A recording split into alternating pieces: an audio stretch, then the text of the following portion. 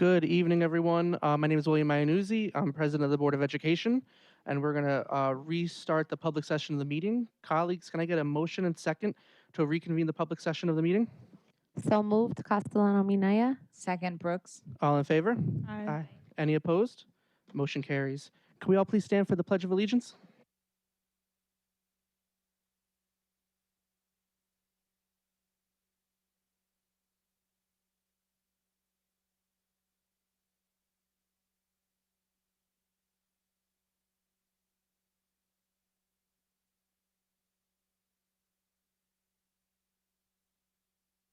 So I just want to welcome everyone and thank the Boys and Girls Club for allowing us to host our meeting here tonight.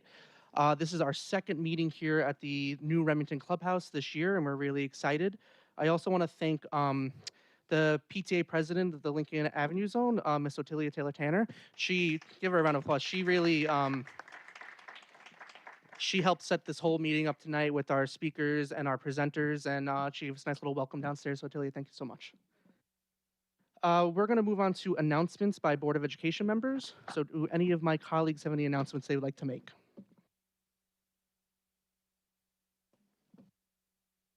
I just wanted to congratulate the staff at the high school that supported the an exchange program with 12 students from Germany that came to visit New Rochelle High School for 2 weeks.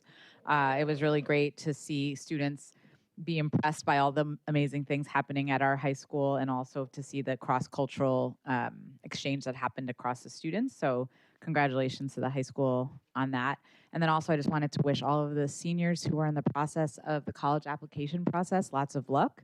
A lot of the early decision applications are due in the next couple of weeks, and I know it's a stressful time, and I just am really rooting for them and hoping that they find a good place for themselves after their time here. Thank you, Ms. Brooks. Ms. Clayton Fernandez? Yes, I wanted to also thank all the students and parents that were part of Arts Fest this past weekend. It was a huge hit. Saw a lot of great work from our kids, and also the dance students, the poetry. It was really New Rochelle at a very high frequency, doing great things. And thank you to the New Rochelle Arts Council for making that an exceptional experience for all parties involved. Thank you. Any other of my colleagues?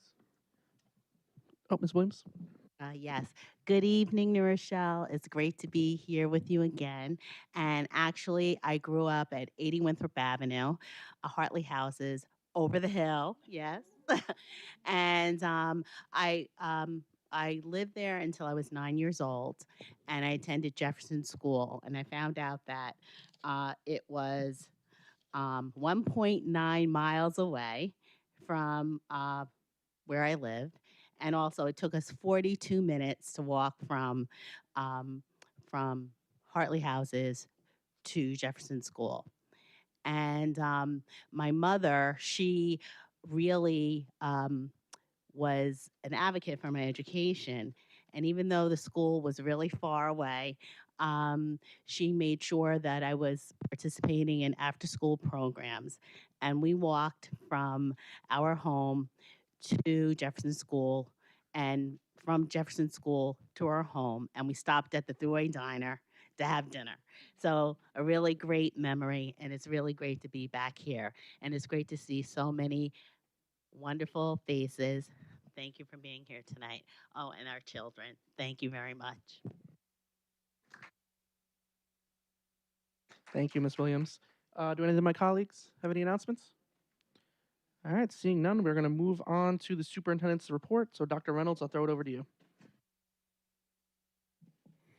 Thank you very much, Mr. President. Through the president, the leadership, and the board trustees, I wish everyone here a good evening.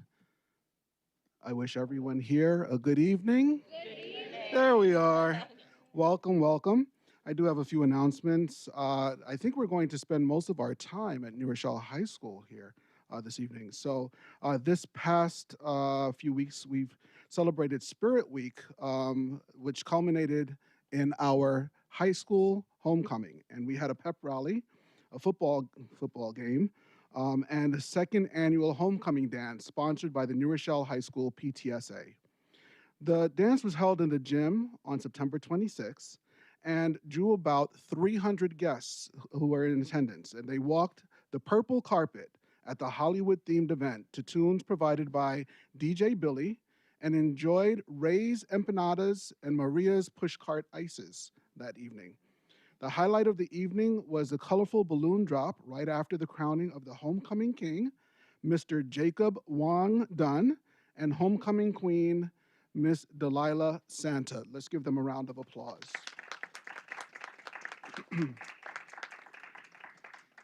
The New Rochelle High School has earned bronze recognition on the 2024 AP School Honor Roll. Thank you. Yes, please.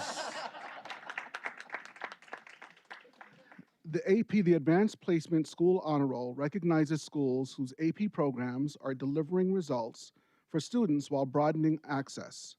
Schools can earn this recognition annually based on criteria that reflect a commitment to increasing college-going culture, providing opportunities for students to earn college credit, and maximizing college readiness.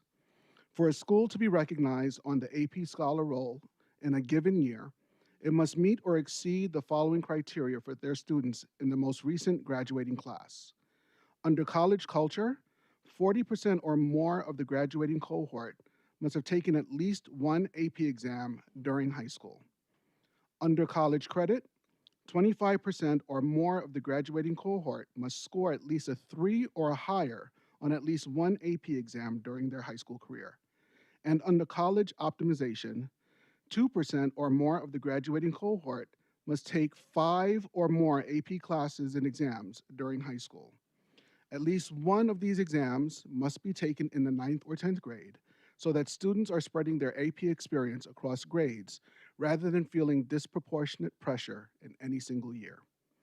The school just missed the 50% mark for silver status in college culture, with some 48% of our students taking at least one AP class. That is a tremendous increase over the past few years. About 37% of our New Rochelle's class of 2024 received college credit, and 14% of them took at least 5 AP classes during their high school years. Let's give our students a round of applause.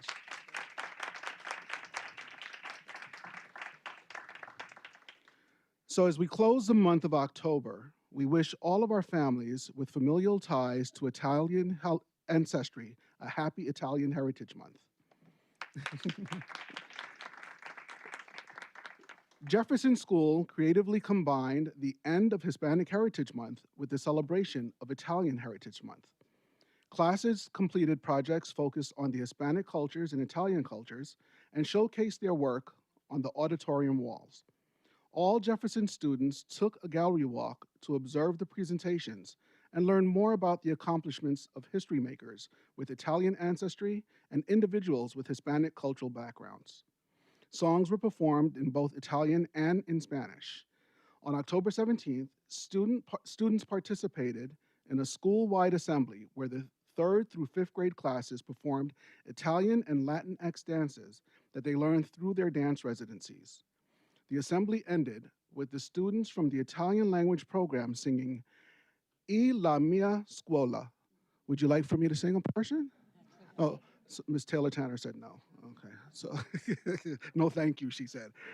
So just to be reminded, coming up, we have some school closings in November. School and offices will be closed for students, schools will be closed for students for Election Day on Tuesday, November 5th. But that day will also serve as a superintendent's conference day for our faculty and staff. Schools and offices will also be closed on Monday, November 11th for the observance of Veterans Day. And for those who have put their lives in harm's way over the years to provide some security for our rights, we thank them in advance.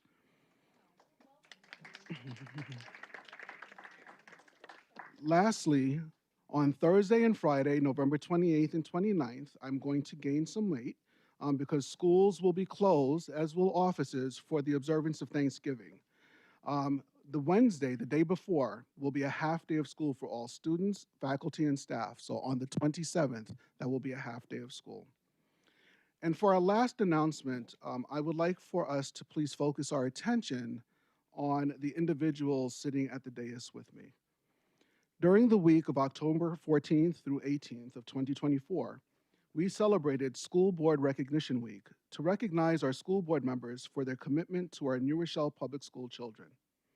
Our school board members take on one of the most important citizen responsibilities, overseeing the education of the community's youth. Our Board of Education guides our school system and ensures our public schools are flexible and responsive to the needs of the New Rochelle community. Our school board is comprised of volunteers who do not receive any compensation for their services. They are individuals within the community who dedicate their time to improving public education. With school children being their primary focus, school board members create a shared vision for the future of education, set the direction of the school district to achieve high student performance, provide accountability for student achievement results, develop a budget and present it to the community, align district resources to improve achievement, support a healthy school district culture in which to work and to learn. So, with all of that being said, I would like for all of us here this evening to please join me in giving a round of applause to our trustees of the Board of Education for their selfless dedication to the students of the City School District of New Rochelle.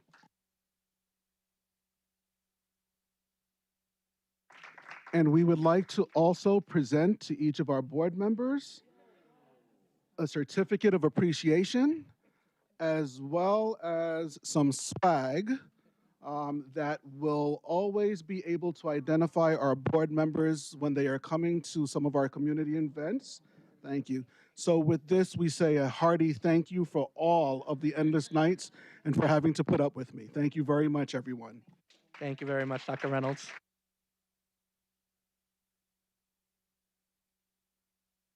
Perfect. Thank you very much, Dr. Reynolds. Next up on our agenda is a Lincoln Avenue community presentation. So as I mentioned before, Ms. Otilia Taylor Tanner helped put this together for us. So I have throw it over to Dr. Reynolds for introduction, and then we can start the presentations.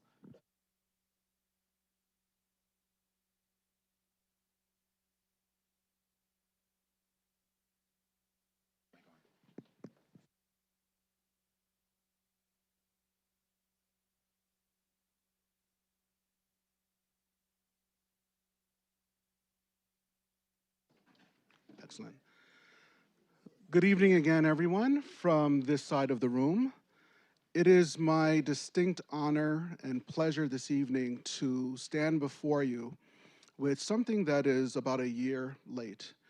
When we reopened the Boys and Girls Club here, the Remington Center, here in the Lincoln Avenue zone, we were remiss that we did not provide an opportunity for the history, for the legacy, for the importance of the occurrences that have taken place in this neighborhood to be recognized.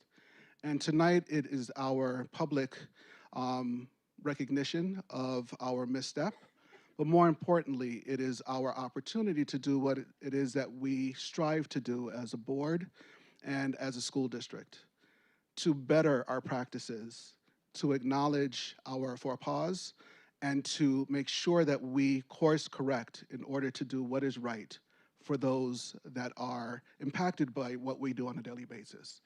So with that, and I have to state, for those of you who don't know Ms. Otilia Taylor Tanner, she is a person who, I'm going to use another P word, a person of persistence, a person of perseverance, a person who holds you accountable, but a person who gives their all because she is here for none other than her community and for the children of her community.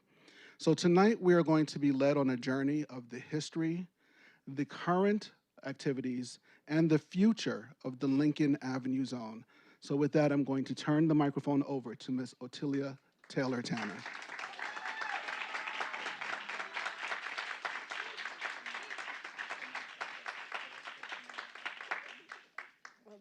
I'm very rarely speechless, and I wasn't expecting that. And I appreciate what you're saying, Dr. Reynolds, and I definitely am so proud to be here in this position to welcome and to be available as a hostess to this beautiful community. Hey, Mary. So this this community consists of lots of folks, not just the kids who go to school in the Lincoln corridor, and those of us who live on Lincoln Avenue. I absolutely have an address on Lincoln Avenue, proudly so, because I wanted my children to be at Daniel Webster School. So we came from Spanish Harlem to Staten Island to New Rochelle with the Stark family, and this is where we wanted to be on purpose. So the things that we do, what I do on purpose, for certain. So, with having said that, I want to first thank again Dr. Reynolds for giving us this opportunity. I'm so glad the room is filled with new faces and old. I want to thank Will, because Will, you reached out to make sure that we corrected the what I felt is disrespect to this community. So I appreciate you doing that. So I appreciate that. That took a lot to do. So thank you for that. I also, so I want to thank my New Raw family for supporting us. And I want to talk about the community just for a few seconds. Yolanda Robinson Porter was instrumental with Will's help in getting this going. We were trying to get the community together, and she was instrumental in helping us and getting it together. So I really appreciate that. And I also want to make sure that Vivian, Big Vivs Inc., she's going to bring some cookies later, I think. So I have clementines outside. It's okay. Well, you know, so what we do here, we work on Keep It Real. And in keeping it real, we are a family here. And I just mentioned you, so it's okay. So I don't want to, you know, well, I appreciate you, Vivian, and thank you, Big Viv Inc., because she reached out immediately. How can I help? What can we do? What can I bring? And folks in this neighborhood know her. We know all the folks in the neighborhood. So I just want to speak just quickly. I don't want to take up too much time. I want to thank also Kwame Dixon, who is always rock steady, always, you know. So you say you need something as community, Kwame is there. Kwame has a busy schedule, and he's always there. And thank you, David. David made sure with his busy schedule that he's here as well as our friends from New Roar. And thank you, Leslie, who never comes out, but thank you, Leslie Gaskins, because I love you. So, and my friend Nora. But anyway, as you see, this is a community. So we don't have a big stage. We don't have a school. We are children that are being bused to different schools, 40 minutes, an hour. That's a whole different story. But it didn't affect my family. But if it affects one child, then it affects my children too. It affects all children. So we all pitched in, and I wanted to just make sure that there's a special thank you for giving us this opportunity. So what we want to do is just for a second, and Dr. Williams is here, even though he's on crutches, but this is what we do, right? We show up, and we're glad to do it. Have the children had me get them McDonald's. I didn't even know what so I apologize because I messed up somebody's order, but I hadn't been in McDonald's in probably 45 years, so I had no idea what I was doing. But, so what we plan to do tonight, and thank you, Brenda, because Brenda's always rock steady too, so this is our crew. So what we wanted to do tonight is just give a little history. Where's my Miss Dorothy? Miss Dorothy and her beautiful family, and Lorraine. Thank you, Lorraine Call, for coming too. So Miss Dorothy is going to talk a little bit about the history of Lincoln Attendance Zone, because Miss Dorothy was instrumental with other parents in demanding better for our schools. And that, you know, that's still a conversation that's going on, but Miss Dorothy is here, and I thought it was important to respect her and love on her while she's still here, so she can talk a little bit about the past, about the Lincoln Attendance Zone. Kwame is going to talk a little bit about the current, what's happening in Lincoln Attendance Zone, because it's constantly moving. We're constantly moving. If you're not moving, then you're dead. In the future, I am so proud to know these 4 individual brilliant poets. We just met them, and they were thrown in like, we don't know if we want to do. And I have to say, I made a bet that one would not come, so I think I owe somebody $1. I said, she's not going to come. She's not going to come. But anyway, we had a great time working on some poetry. They're absolutely beautiful. And I want to say that under the current circumstances, where we look very tasty to other folks coming into our environment, I want to make sure that we're really clear about that Black students are not failing. Black students are thriving. Black students are thriving because they can thrive. So our students are thriving. My children thrive, and they will continue to thrive. And with the help of Dee Dee Bailey, this is our community. Dee Dee's a teacher in 2nd grade at Barnard, and Dee Dee was here to help with the poets. So she created the poetry, and she helped with the children. They created their own words, their own language. Miriam Desim also came and she realized that there was a Haitian family. And we have new family members that are here. We spoke with them, so they came to the meetings. So that's what we're going to do. And we're going to conclude with Dr. Jonathan Williams, ending with how the gathering of men are instrumental because Black men matter, and they are in this space. So I'm proud to say that with our attendance zone, that we have Black men who are taking on PTA positions, which who would have thought that? But it happens in New Rochelle in this area. So I'm going to take you on that little journey. I'm leaving. I think the first person to speak is Miss Dorothy. Then it will be Kwame. Then it will be Miss Bailey. Then it will be our scholars, our beautiful, beautiful scholars. And then Dr. Williams will conclude. And I believe that yes, that's what I have. If I'm wrong, please correct me. And thank you, Ms. Dorothy, for giving. I also have a small snippet of what we expect the timing to be. So I'm going to try and keep to the schedule.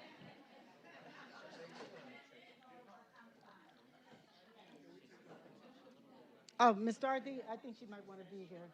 Yeah, she's feisty. Miss Dorothy, you look so cute today, Miss Dorothy. Okay, so do your thing. If you need something, let me know. Oh, Travis.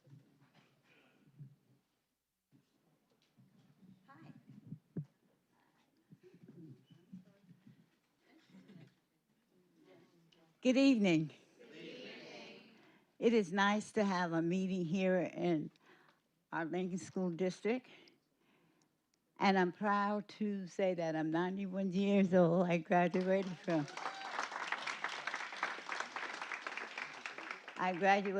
Lincoln School. And when I went to Lincoln School, there were 3 white students in the building. The last youngster that left, he left the year before I did. He was in 7th grade when I was in 6th grade. And at Lincoln School, the only thing that I can say that I might not have liked or enjoyed was when at one time I was put in a class and there were, say, 3rd grade class and a 4th grade class. We were all sitting in the same room. And Mrs. Baker, I'll never forget her name, she was teaching the 3rd grade and the 4th grade in the same room. I don't know how many hours or the time element that she spent with each grade.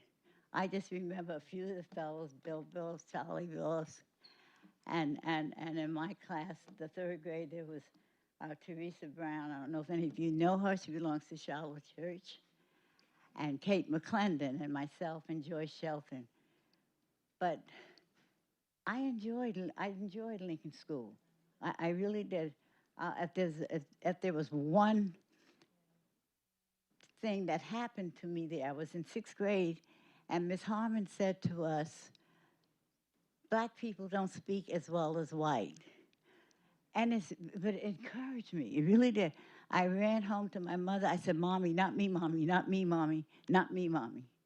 And it encouraged me to read and bring my lovely daughter to the library every Saturday so she would learn to read. But Lincoln School, it was a great time. It was fun for us. It really was. We didn't recognize racism at that time, you know. But when I look back, I can, as I said, the teacher that said to me or to our class that we don't speak as well as white, I can see that. But it only motivated me, you know. And I would get books and I would read. And every Saturday, my daughter can tell you, she was in the library because I was determined, you know, that motivation carried me. We had a fight. Oh, let me tell you a little sidebar. On Guyon Place, I had a fight at least twice a week. And it might have been more, but I was so angry up until I got in the 5th grade because my parents' marriage had broke up and it made me so angry. And I just loved my father, you know. And when he left, I can say at least twice a week, I found somebody to fight. We would be sitting in the classroom and I would look at somebody that I want to beat up, and I go, and they know that we were going to fight. And I honestly don't remember losing one fight. And I hope I'm not lying. Please, God, I hope I'm not lying. But I don't remember losing one fight because I was so angry. But by the time I got in the fifth grade, I was fine. I settled down, you know. But Lincoln School, when I look at it, the grounds that it had that surrounded the building, it was so great. We could play softball. We played tennis. We had a pavement where we played tennis on, and we had it was called paddle tennis at that time. We would use a wooden paddle, and we would play tennis on that pavement. But I enjoyed my stay at Lincoln School. And in 47, I went from Lincoln School to New Rochelle High School. From at that time, it was from K to 7th grade, and from 8th grade to 12th grade. And we just enjoy it, and I'm so happy that I'm standing here at 91 and can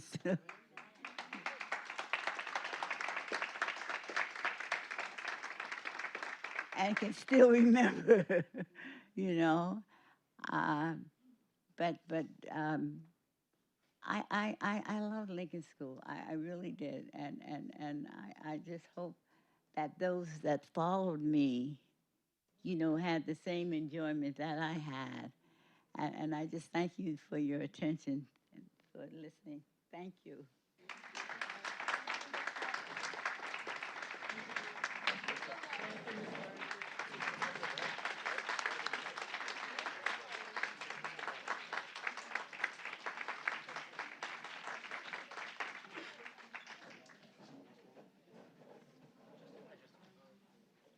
How's everybody doing this evening?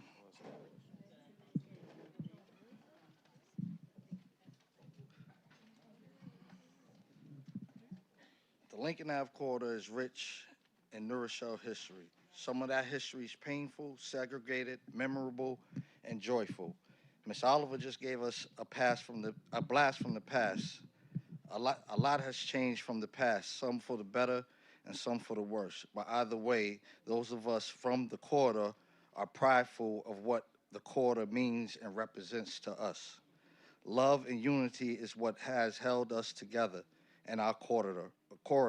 We have fought for and are still fighting for a police department that values and respects those they are sworn to serve and protect in the black and brown communities, a school system that understands the needs of our community and children, a system that really takes time to understand the issues of the community and make the meaningful changes and come up with meaningful solutions to solving the issues. Having people of color being high ranking positions, this includes police department, fire department, city hall, DPW, and Board of Ed. We we have to embrace new ideas, ways, and programs that's designed to address the injustices and inequalities that we go through, especially in the Lincoln Ave corridor. New ideas such as the Opportunity Youth Part OYP, where Judge Rice is forging a new way forward in restorative justice, allowing those who are a part of the program the ability to have a second chance at having a productive life. Through OYP and Judge Rice, we now have the New Rochelle Community Justice Center, where life after OYP begins. The center also engages with at-risk young adults 18 to 24 that are at risk of being a part of the justice system or a victim of gun violence, with sometimes paid programming that include life skills, goal setting, wellness plans, case management, and other programs and resources. This is valuable because the majority of the participants either live within the corridor or hang out in the corridor. We have to embrace and support organizations like those mentioned above, along with the Gathering of Men, a group of black men protecting, guiding, and serving the community.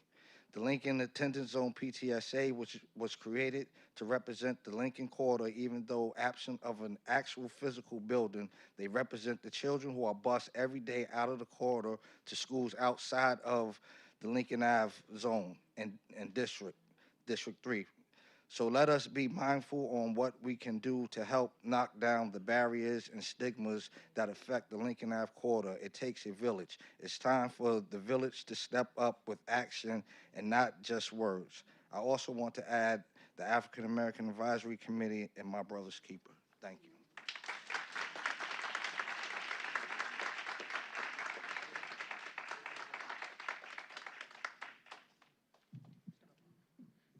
Um, oh, is it her?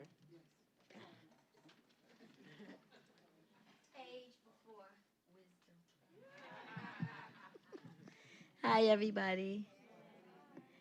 I'm just going to read you a poem that I learned when I first became a teacher in New Rochelle. And from that class that we had to take, I've been able to do this for students at my school. And I really like it. It's a form of expression. Hi, Mary. And it allows children to tap into their self-awareness. It's very powerful. I wrote it yesterday morning because I had another one, but after I met with these children, I did a new one. It's called I Am From.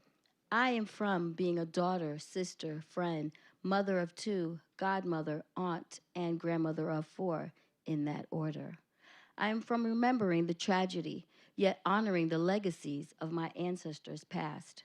I am from correcting the present and embracing the future. I am from tears, trials, and tribulations, praise, worship, and celebrations. I am from the Father, Son, and Holy Spirit, freedom, equity, liberty, and justice for all.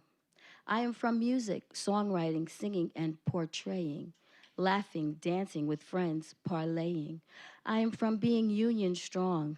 I am from the NAACP, FUSE, NYSIT Women's Committee, WABSI, NYSIT Leadership, BIPOC, and the Social Justice Academy.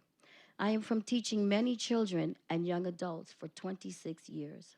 I am from the ghetto streets of Mount Vernon to college graduation in New Rochelle.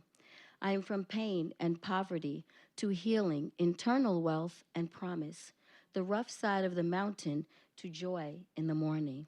I am from my parents, Thelma and Perez, my family, my students, friends, colleagues, and acquaintances, and my many interactions with folks I don't know but just connect with. I am from choosing to be me, choosing to see me, and rediscovering the ever-loving, constantly evolving, always involving, back to resolving difficult conflicts, struggles, and challenges of being me. I am from being strong, black, visible, beautiful, intelligent, different, special me, because I am from me and my life truly matters.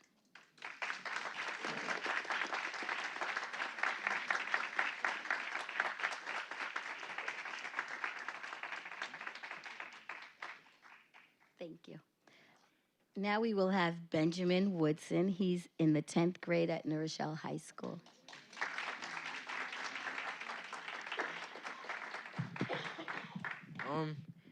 I'd also like to share my poem, although it's nowhere as good as hers. My my poem is also titled I Am From. I am from the beaches of Antigua to the concrete jungle. I am from the Father, Son, and Holy Spirit to soul, jazz, and classical music. From Sade to Drake to Nat King Cole, all filling with my heart with soul. From 2027 class and excelling in it, to spreading positivity and having quick wit. Finally, from enjoying quality time with my father and mother, from being an uncle, classmate, friend, and brother. Thank you.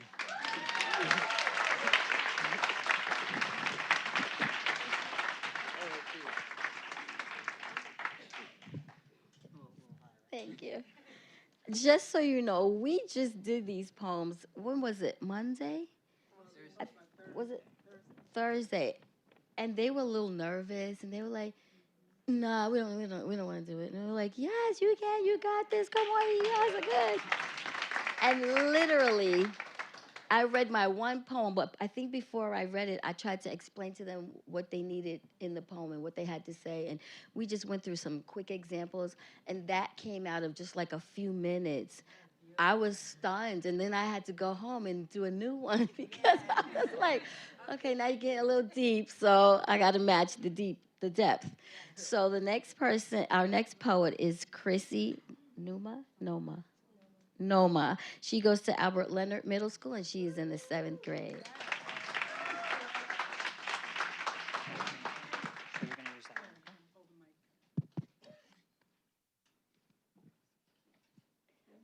I am from the world of pain and destruction to success and dreams. I am from Frank Ocean, Isabella Rosa, and Olivia Rodrigo. I am from figure skating, lacrosse, dancing, and volleyball. I am from Albert Leonard Middle School. I am from the family of strong and believing. I am from the life being twisted and upside down. I am from Afro hair and the legacy of braid styles. I am from victorious and bunked. I am from the love of guinea pigs, horses, cats, and dogs. I am from the country of lower middle income and unitary presidential republics, Cameroon. I am from.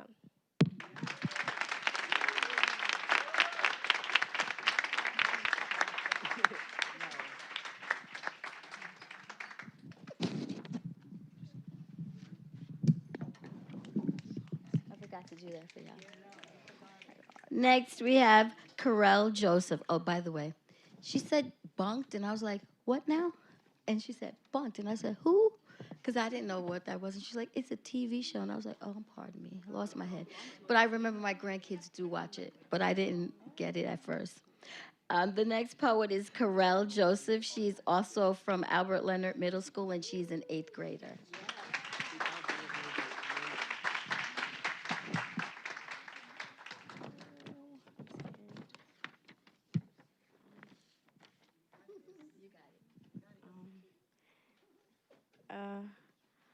I'm from wearing braids. I'm from Nicki Minaj.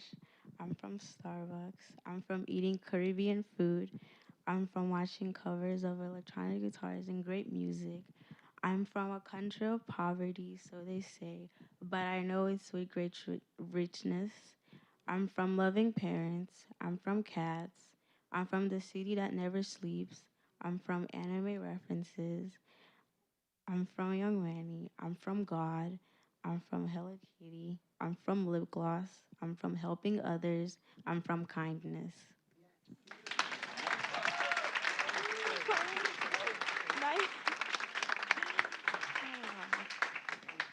Finally, our last poet is Jason Wellington. He's from the high school, and he's in 10th grade. He insisted on being last.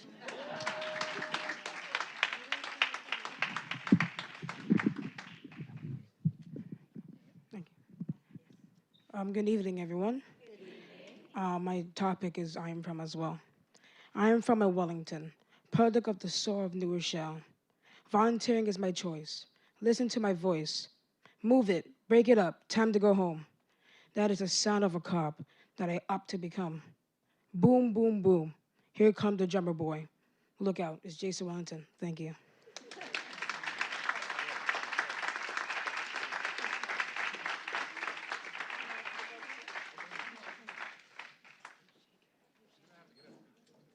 Just as Dr. You okay? Right. And thank you, poets, and thank you, students. Thank you. Thank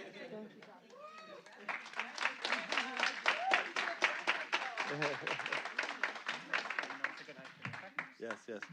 Yeah, I'm here to speak about the Gathering of Men, which is a grassroots organization that started actually in November of 2011. Actually, some of our original members, Kwame Dixon here and David Peters, were also original members. And the whole idea was to come together to help, our community, but also other organizations, because we help with the school, we'll help with other churches, with the NAACP and other groups that have a common vision to help the community. We're not an old organization. I'm the second president. Our president, Walter, couldn't be here today. There's only been 3 presidents so far, but we've given out quite a few scholarships, and we have aided in things in advocating for people getting housing and for getting information out about whatever that we feel is really necessary to get things spread out. Not everybody has the internet, not everybody picked up the flyer, so we try to also spread information. So this is an organization that, like I said before, it's a grassroots organization, but it really is just about the community. And we just hope to continue and have same support from all the organizations that we work with. All right, God bless.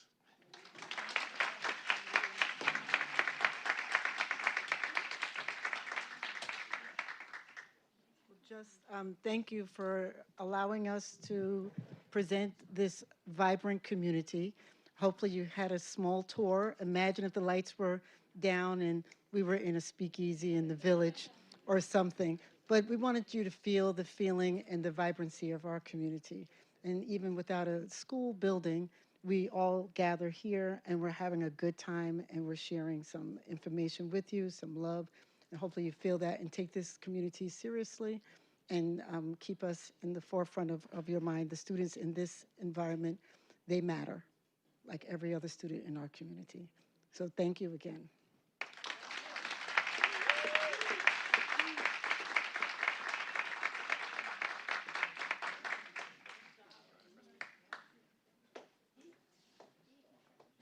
I am from New Rochelle.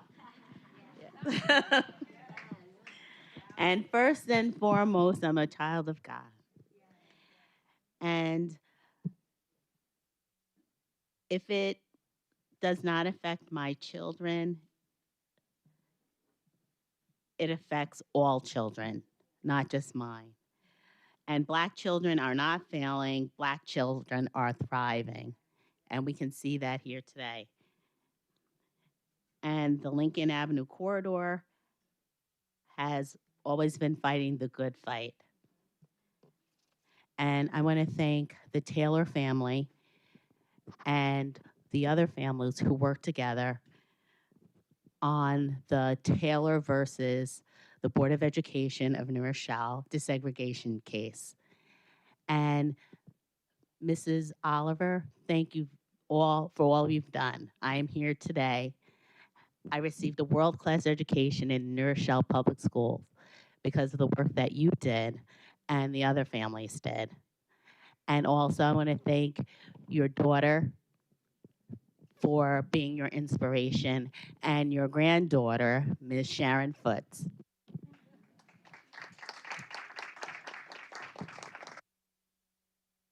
And I just want to give some shout outs to some people. And some people I just might name you by the group you belong to, so it's not necessarily you, but you know that I'm in your heart, that you're in my heart. Give a shout out to the Board of Education for making sure that we do the best for our children. And Mrs. Tanner, I'm sorry that you felt disrespected. I understand, but we made it right. We did our best. And thank you very much for what you did and for sharing with us. And all of the community members who are here.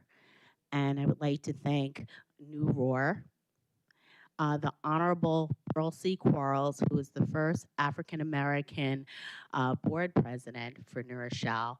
And she was always very diligent and she cared about the New Rochelle Public Schools. Even though she went on to be a Westchester County legislator, she shared with me her accomplishment as being the board president was one of her greatest accomplishments. And she came to every meeting until she came to every graduation, and she came to every meeting before COVID. So she showed that this community means something to her, that we are special, and that I was special, and she made us all feel that way. And again, thank you, Mrs. Tanner. Thank you, Mr. Kwame Dixon, and your kin, Mrs. Betsy Dixon, and your family really advocates for New Rochelle.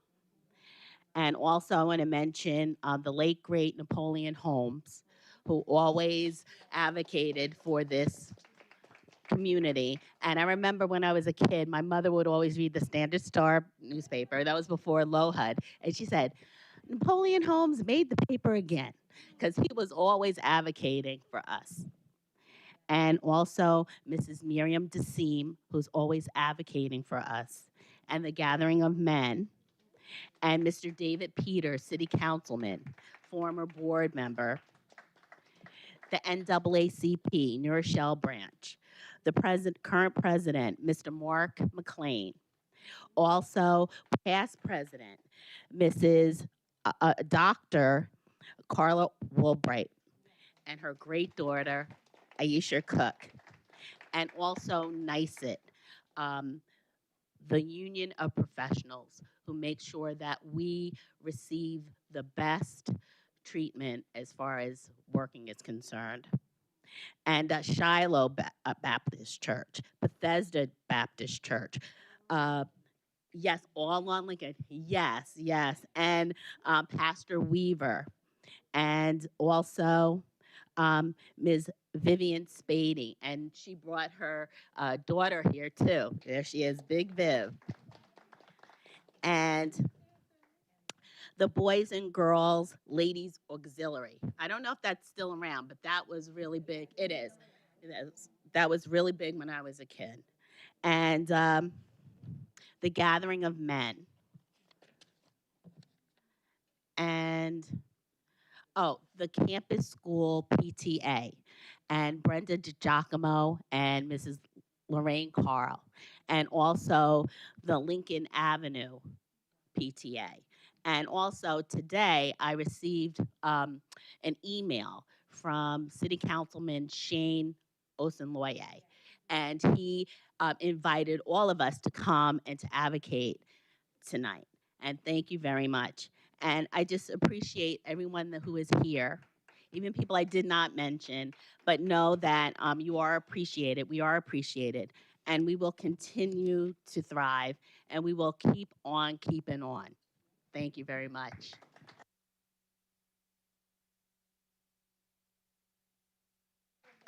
Thank you, Ms. Williams. Do any of my colleagues have any comments they would like to make? I think the poem should go citywide. I think every child should write that poem. It's very powerful to speak these words. Thank you, Ms. Williams.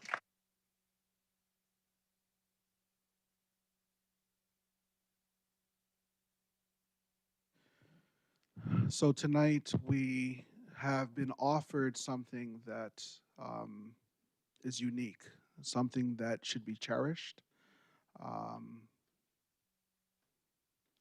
Being in that bridge era where I have a child to take care of and parents to take care of, it makes you realize what it is that you have in the gift of your elders. To witness someone who's 91 years old come before us, walk in their own stead and might to a microphone, and share with us first-hand experience in a historical event that is still governed and protected by state law, is something that we cannot hold lightly. It's something that we need to keep in our hearts, because if that is not motivation, I don't know what is. If that is not the measure of what should be holding us accountable on a daily basis, I don't know what is. And if our children's voices are not enough to make us realize that the power that we have vested in us is one that cannot be taken lightly, one that must be taken with a huge amount of respect, dignity, perseverance, I'm going to use that word again, perseverance, and persistence, then we are here for naught. So I want to thank this community for sharing your story with the rest of the world, and thank you for sharing yourselves with us tonight.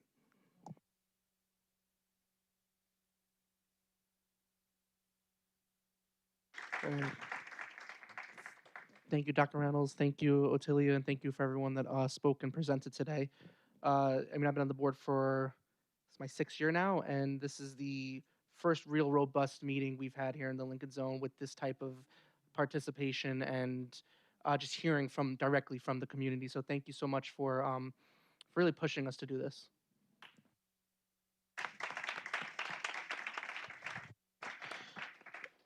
We are going to move on to the next item of the agenda, and that's going to be public comment.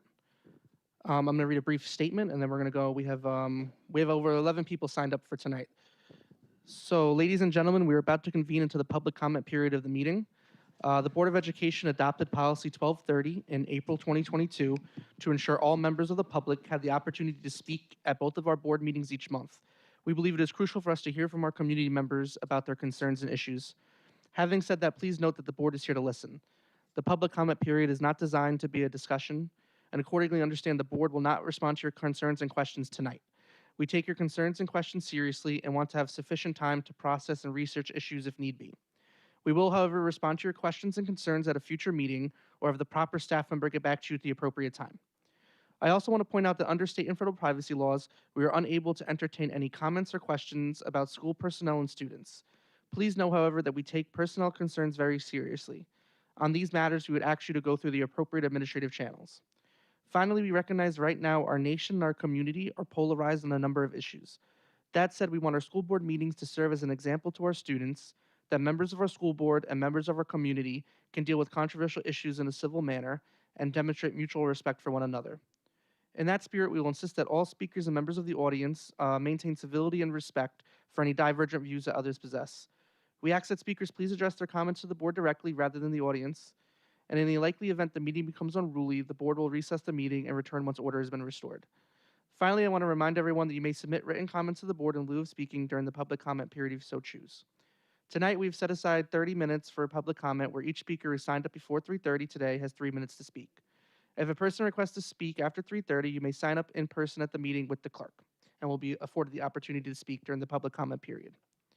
Our first speaker of the night is Ms. Brenda DiGiacomo.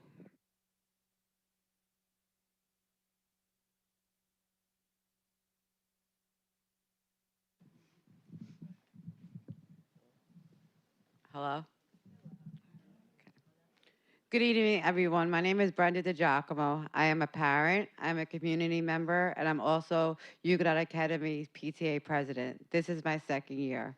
I'm here to let you know, as our PTA board did not approve or discuss anything about anyone going to SUNY to get a charter school here. I support our schools. I love Huguenot Academy. There's a lot of people, including my son, my twin daughters, and many friends who wouldn't be where they are in life without this program. I also love to see more parents involved in our kids' education. It takes a village to raise a kid, and we sure enough got a village here. This is the reason why I love Lincoln Attendance Zone, PTA. It has so much meaning to me because my grandfather, my dad, and 3 of my uncles lived in the projects for 2 years, and they also attended Lincoln School. And there was so much of my family now I met through the people that lived in the project, and we still have association with. Sorry. I want to thank all our teachers and the staff for all you do for our kids. I also want to know, how can a teacher's aide be switched from school to school and cause problems and issues where they're at, so that's why they're switched, but then they're still able to get their tenure? That makes no sense to me when we're firing teachers who have not had issues and problems like some of our teachers' aides. What are we waiting for there for our school to have more issues, for the person before we let them go, for a problem to happen that we could have solved before it got there? Thank you for all your time and your patience. Thank you for everything you do for our students, and I hope everyone has a great night. Thank you, Brenda. Next up is Danielle Salino.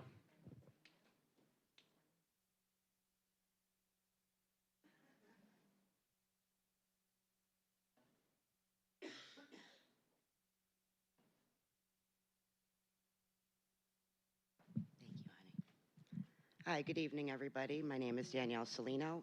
I am the secretary of the PTSA at Huguenot Academy. It is my second year there, and I love the program too. My son would not be doing as well as he was if it wasn't for that. And I want to first say that this tonight was fantastic, Miss. Everybody that put it together, wonderful, beautiful. This is what we need, more of this for our children. And I want you to know too that I played no part in that anybody going to SUNY to get a charter school here. We need to focus on our schools that we have. Opening Lincoln School again was an amazing thing. We need to do more things like that for our children. That's where the money needs to go. It doesn't need to hurt the community in other ways. We need to put more money into our schools, into our children, focus on them, because that's the only way that anybody is going to flourish in life. And it's just made everything so much better. I mean, look at this building. This is amazing. This is wonderful. Like, I remember coming here years ago, my son played Little League outside. This is just beyond what we could ever imagine, and we need to do more of that in our school system. We don't need a charter school to take away from our children. We need it in the public schools, because everybody here basically goes to a public school. That is what New Rochelle is about. There are very few private schools, and most people who live here in New Rochelle cannot afford a private school, plain and simple. It's just the way it is. And that's pretty much it. I just wanted everybody to know that we need to focus more on our children, on the schools. My son went to New Rochelle High School right after COVID, and it was literally shell shock. Going into Huguenot Academy, he went from 0 grades to high honor roll, taking AP classes. This is what we need to focus on. Things like this, what the children did tonight, poetry, arts, community, this is what we need to focus on. This is what our future has to be. Everybody get home safe. Thank you so much. Thank you, Danielle. Next up is Nora Lamorne.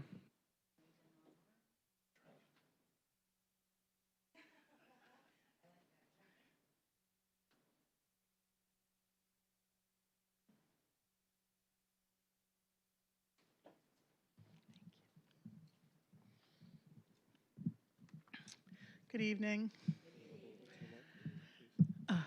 Like that? Okay, thanks.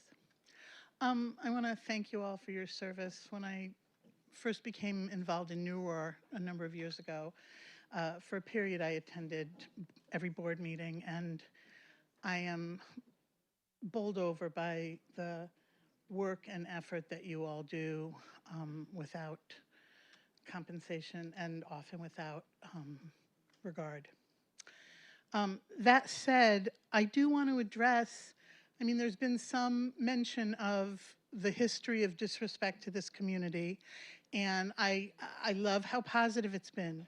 But I just want to quickly say, you know, because sometimes people say, why isn't this community showing up? The first time that the board came to Remington to acknowledge the new PTA and this community, it was typical of what often happens in the Black community all over, but in New Rochelle. They thought that it was appropriate. The Board of Ed had a gentleman stand up. There were a few, at least over 100 people that night that stayed with their kids for that meeting and were so excited to have the board here. And they had a gentleman stand up with an overhead projector and talk about the finances of all the construction, and parents were asked to speak after 9:30. So clearly everyone left and felt very disrespected. The following year, we requested that parents be allowed to speak first, which had happened in other schools, and we had seen that. We were told because of protocol that was not allowed. And yet that evening, the parents of Sela were allowed to speak first, to fight for Sela. And again, the parents of this community in this space were disregarded until after 9 o'clock. So there's a real history, and I'm glad this is a good step forward. Let's not forget that history that needs to continually be acknowledged and corrected. In that same vein, I'm just going to bring up, on October 13th, a family across from Trinity School down the street from Albert Leonard thought it was an appropriate Halloween decoration to have a Black figure hung in effigy. I wrote to the city council, the mayor, and the police chief. I have yet to hear back from anyone. As a white Jewish New Rochellian, I know that if that figure had a yellow star on its arm, there would be a lot of public speaking about it. And I think that being across from schools, the Board of Ed should make some sort of statement and take some sort of stand about, that's a hate crime. Thank you. Thank you, Nora. Next up is Mr. Vincent Malfitano.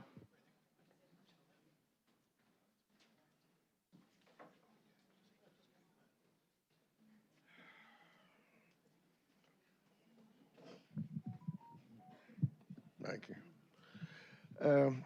Okay, that'll do it. I've been coming to these meetings close to 40 years.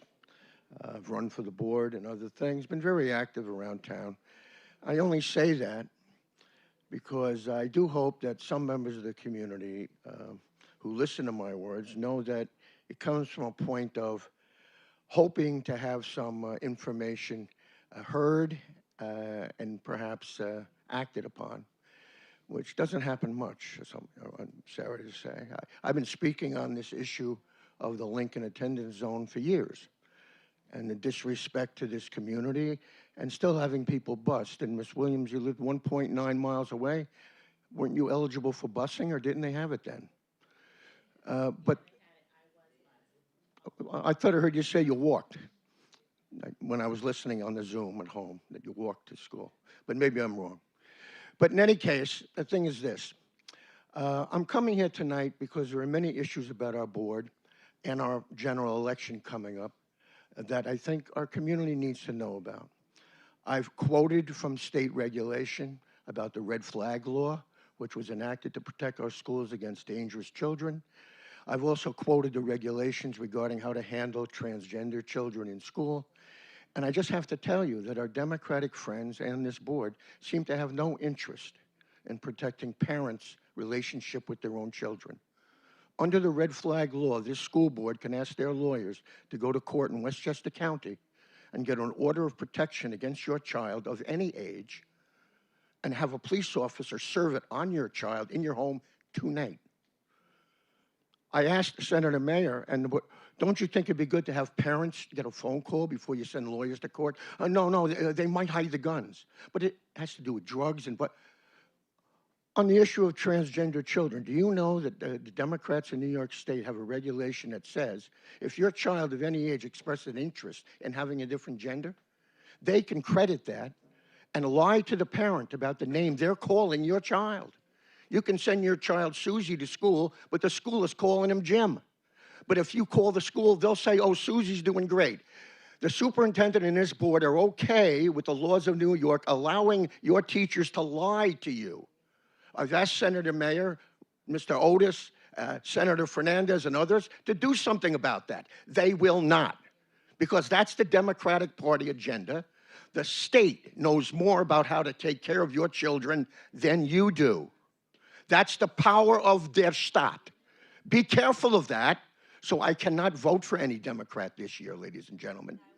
It's a shame, but they are unworthy of my vote as a concerned parent.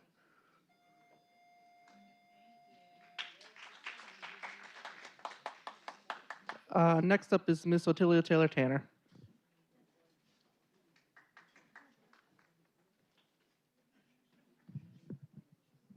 Hi, good evening. Just making it quick. A suggestion to the board and for our district. It would be great under these circumstances to at least take advantage of some of our superintendent hearing days and some of our professional development days and maybe do something with some social justice and do something with social justice. It would be great to maybe break bread together as a community and go over some implicit bias training or some other type of training to support our community. So the Halloween decoration that's so close to Trinity School, that was concerning because if children saw that, those children grow up to be the same children that by accident get a piece of grape or a banana from a neighborhood bodega. They're the same children that grow up to see that person and not see that person and maybe shoot that person. So I think that this is a teachable moment with all the things that are happening in our district, with charter school arguments with our children, with Halloween decorations, that we take advantage of this opportunity. And maybe on one of these occasions, maybe around the holidays, that we do something together as a community to break bread and to share. It maybe could be done at a house of worship, or it could be done with the school district at one of the superintendent hearing days or the professional development days to do something different instead of it being separate. Special ed, English department, math department, can we do something together as a district? It's just a suggestion. That's what I wanted to offer.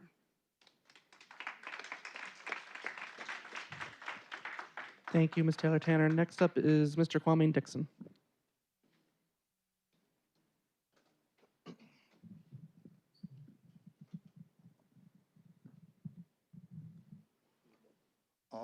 About maybe 4 years ago when the Lincoln Attendance Zone first started, I was the president, and one of the things that I was asking the past superintendent was about the busing. Maybe how can we get rid of that 1 mile marker?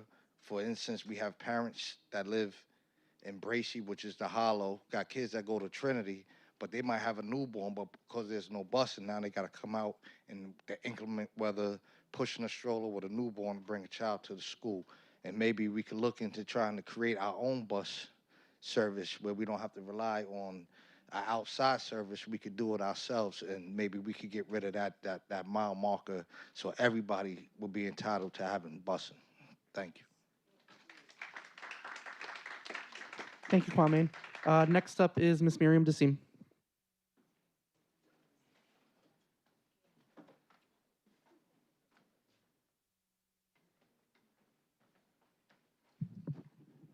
Thank you. Miriam Dasim. I am so proud of our event tonight. Thanks, Otilia. And yeah. Like someone else said, this is the way you honor your kids, is you highlight them. Never miss the opportunity to highlight them. And we can do that so much more. That's what our kids are crying for. If you listen to Miss Dorothy, I love Miss Cupcake. Hi, Cupcake. Miss Dorothy talked about how she loved being at Lincoln School. And, you know, from our past conversations, one of the reasons is because you felt like you were home, you felt like you were loved, you felt like you belonged. And we lost that, and we bused our kids outside of this neighborhood. We desperately need to figure out how to bring that back. We've been asking for this, we've talked about it, it's needed. Our kids going to Davis, and these are wonderful neighborhoods, but they're not ours, and our kids haven't fared well. And you build a community around a school, and we don't have one. We need one. And we've lost a lot of our community because we don't have the schools. We don't have Lincoln, we don't have Mayflower, and there's no reason why we shouldn't have one. So those, I think, are, if we're really serious about the welfare and the health and the future thriving, our kids thriving, our people thriving, and that means everyone then thrives.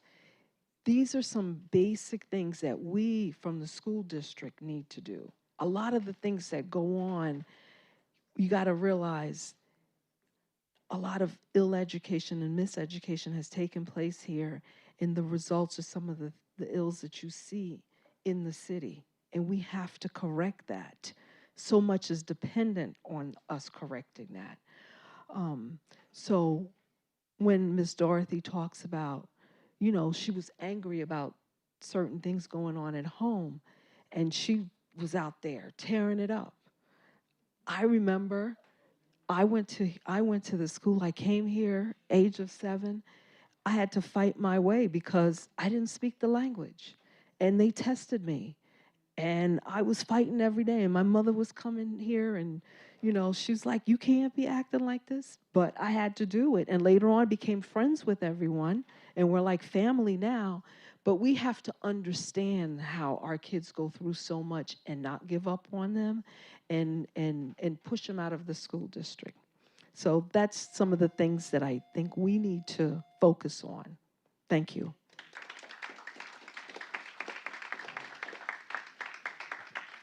Thank you, Miriam. Next up is Ms. Vivian Spady. Next up is Ms. Sharon Foots.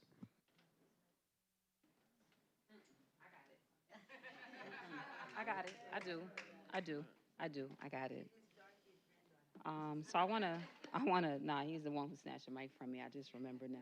So I want to talk about some things. First, I know some of you will be mad, but guess what? The charter school is coming. So make friends, play nice, whatever. It's coming, it's here. I want to correct something that I said since some of you on the board seem to wanted to focus on that. I, at a SUNY meeting, said that I was the president of Huguenot Academy. Ladies and gentlemen, this was not the deciding factor of why they gave us the charter school. I know full well that I am the vice president, but since it meant so much to some of you, I made a public announcement on my Facebook, and I'm going to address it here today. The other thing is, we need to tend to the business that has been ours.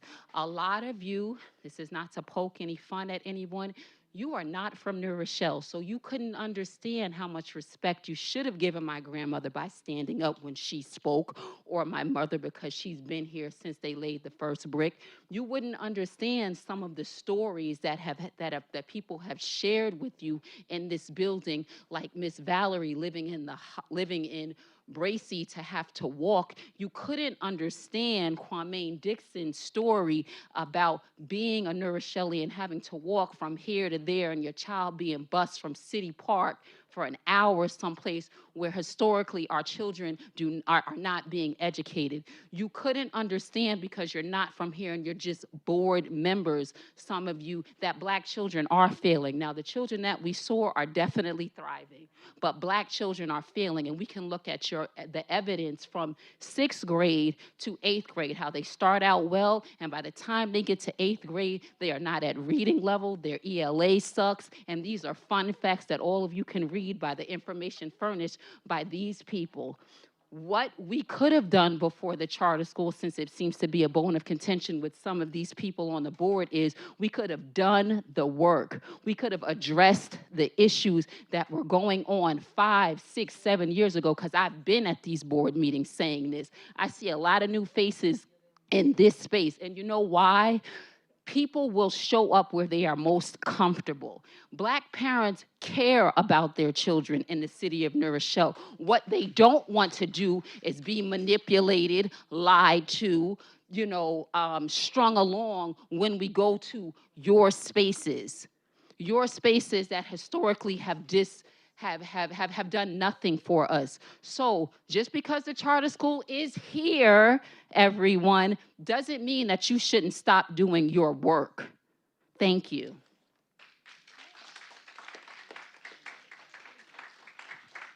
Next up is lovely Jean Lewis.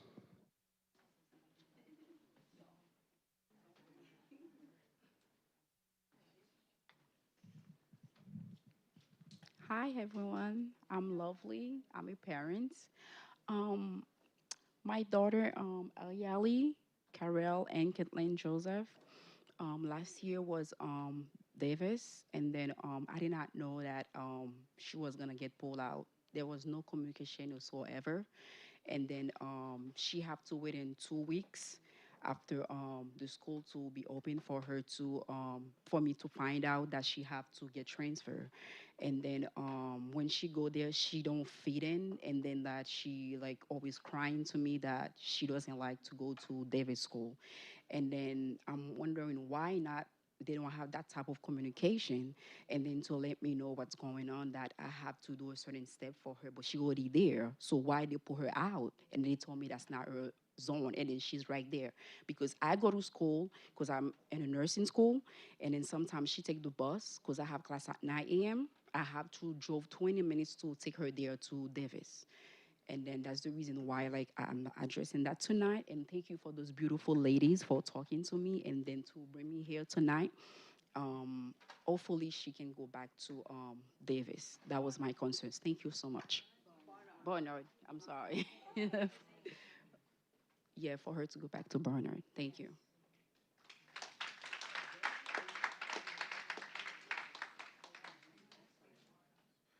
Next up is Miss Edwina Herrera.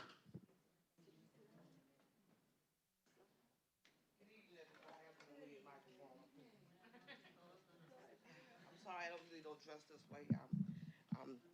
Thank you, sir. I appreciate that. That's cool. Hi, my name is Edwina Herrera. I'm running for senator for the 34th district of New Rochelle. I will be your new senator. All these issues that you guys are talking about is my agenda. Grooming. A lot in these schools, these children are being groomed in this school, but I don't want to go through that. I'm just letting you know that I will be your new senator, and I will be talking to each and one of y'all in this room. You can come to me anytime you want because my door will always be open. We're going to put a satellite place here just for the people in New Rochelle, especially in District 3. Enough is enough. We got to start thinking differently, guys. We got to shift the way we think. Our thinking can't be just one-sided. Then we don't get anywhere. I'm not from New Rochelle, from the Bronx. I'm really from Brooklyn.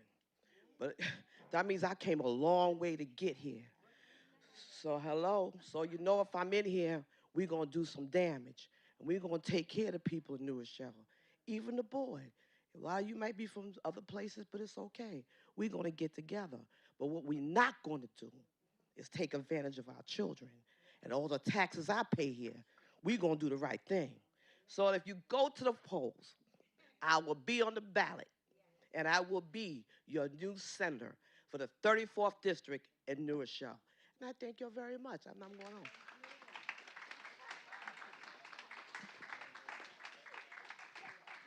Thank you. Next up is Dr. Rosa Rivera McCutcheon.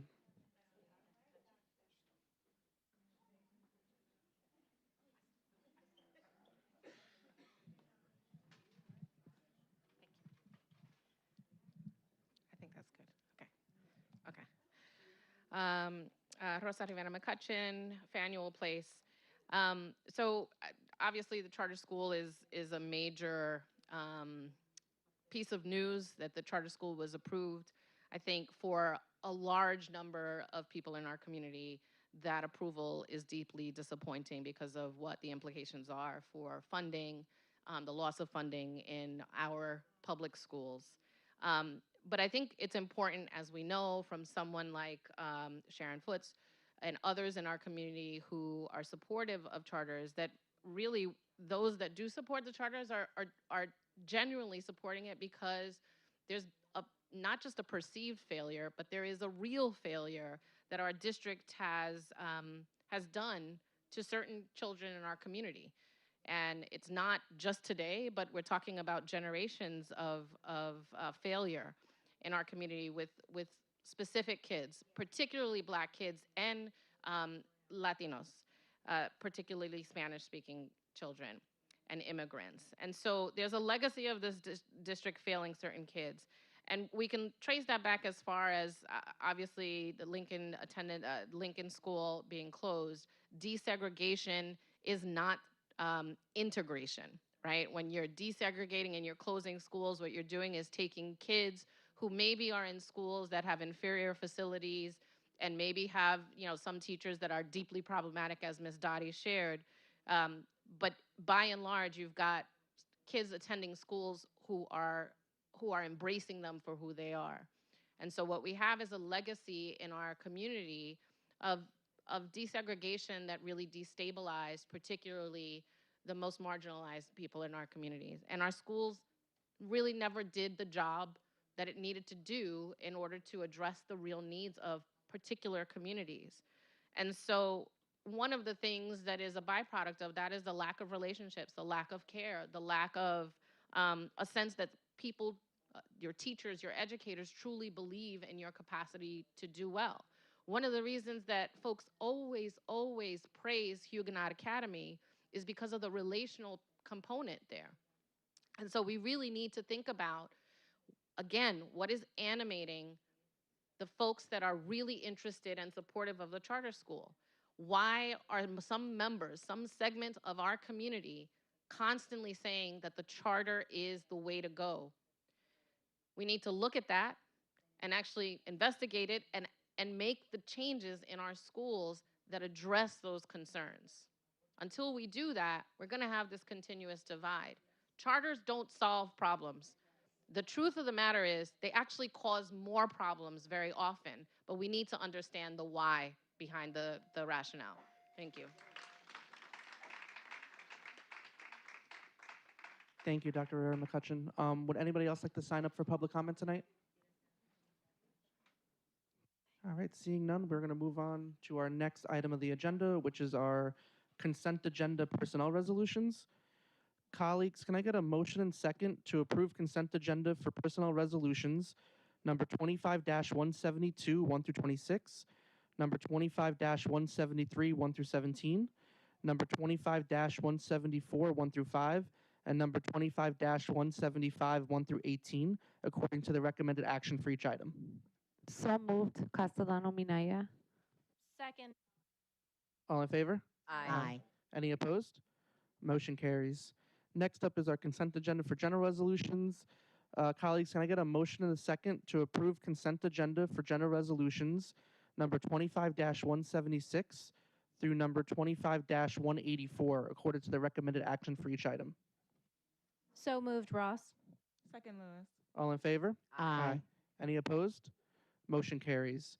So our next meeting will be on Thursday, November 7th, because Tuesday, November 5th, we're closed for Election Day. So Thursday, November 7th, 6 o'clock is executive session, 7 o'clock is public session at City Hall in our board chambers.